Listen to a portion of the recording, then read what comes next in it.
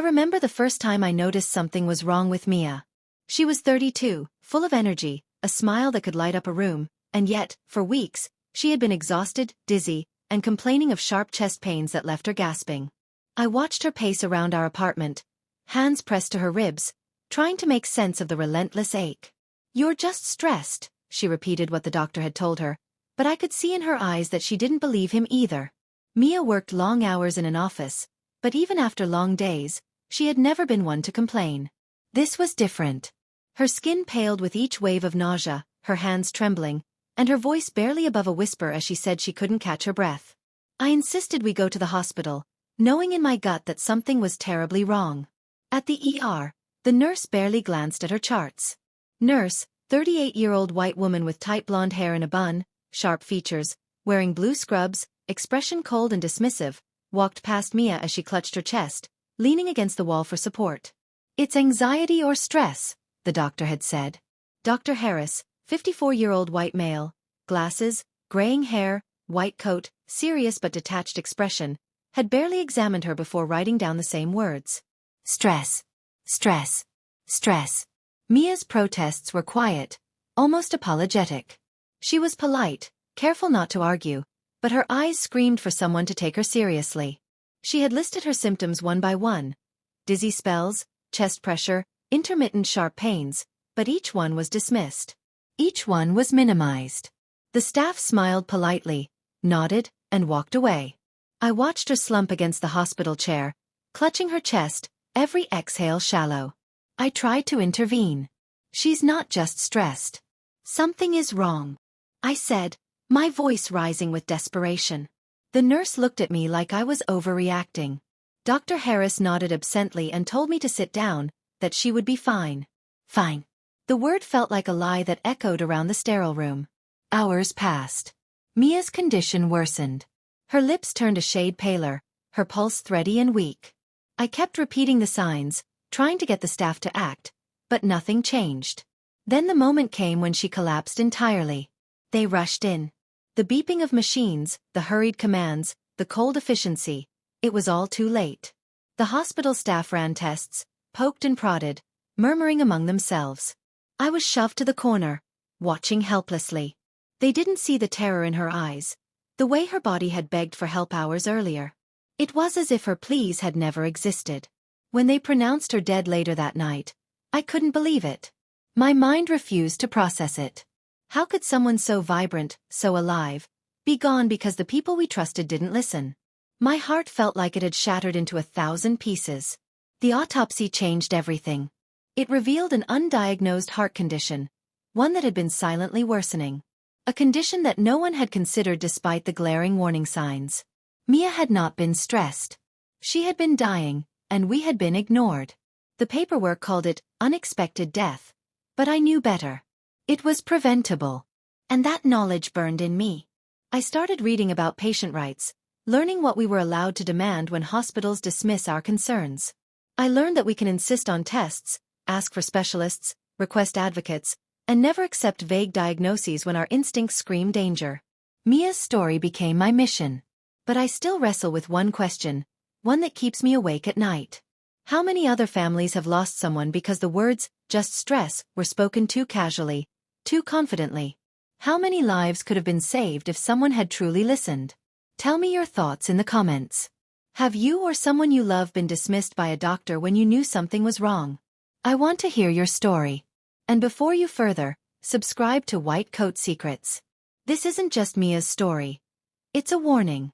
There are truths hidden behind every white coat, and knowing them could save your life or someone you love.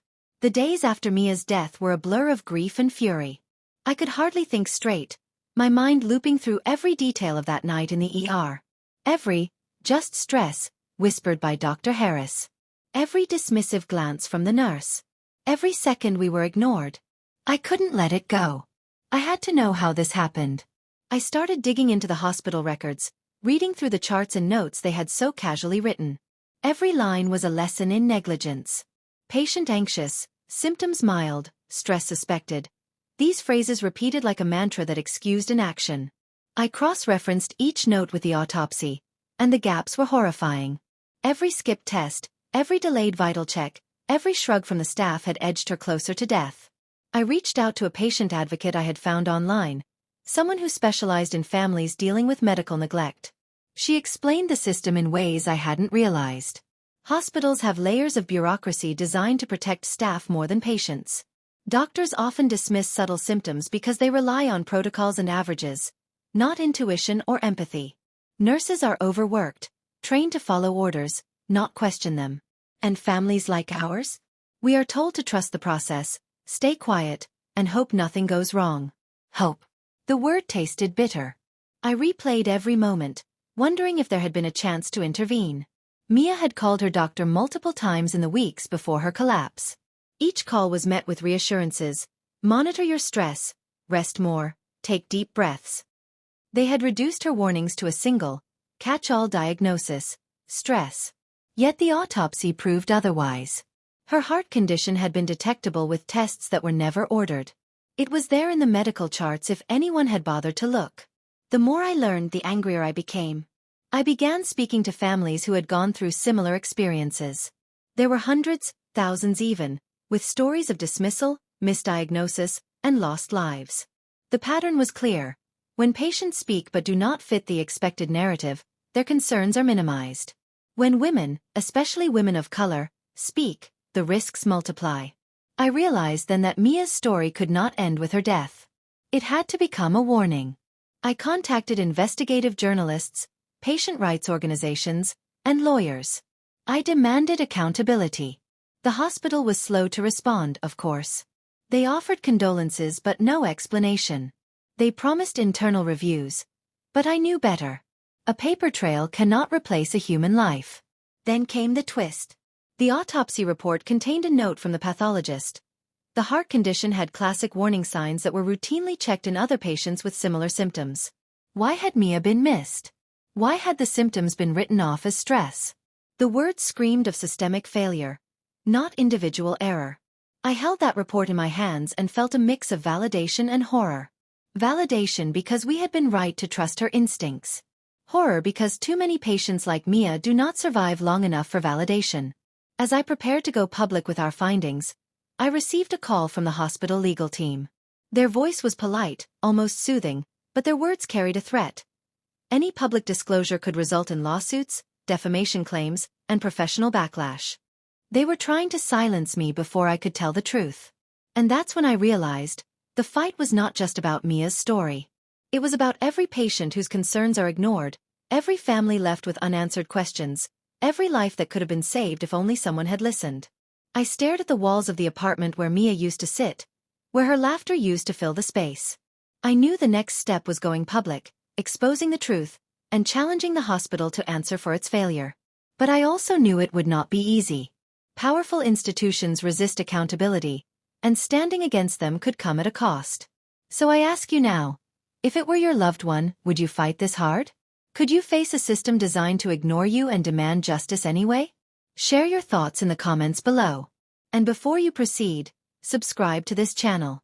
Mia's story is not isolated. There are countless others like her, and knowing the truth could save a life. Maybe even yours. The day we filed the complaint, the hospital seemed calm, almost unnervingly so.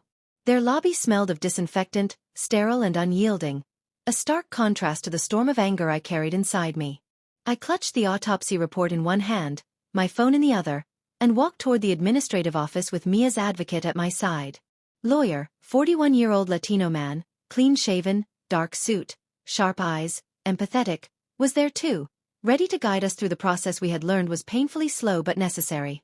We sat across from the hospital representative, 52-year-old white man, balding, corporate suit, tight smile, defensive posture, who shuffled papers as if they could erase the truth written in ink. His polite tone was a mask for the discomfort I could see flickering behind his eyes. We laid out everything. Mia's repeated calls, the ignored symptoms, the dismissal by Dr. Harris and the nurse, the autopsy report confirming a preventable death. Every word was deliberate, measured, and backed by evidence. It was exhausting to relive every moment, every plea Mia had made. I felt her presence in the room, her frustration, her fear, her life cut short. And yet, I also felt a strange surge of power. We had the truth, and truth is hard to ignore, even for the most untouchable institutions. The hospital initially resisted accountability. They promised internal reviews and policy changes. But the advocate reminded me that these were the first victories. We were forcing acknowledgement. Even small steps toward transparency counted. It would take months, maybe years, but change had begun because we refused to let Mia's story disappear. Alongside the legal process, I began speaking publicly. I shared Mia's story in small forums, online communities, and patient advocacy groups. People responded with stories of their own, being dismissed, misdiagnosed, or overlooked. Each message strengthened my resolve. This wasn't just about one life. It was about a system that too often failed those who relied on it the most.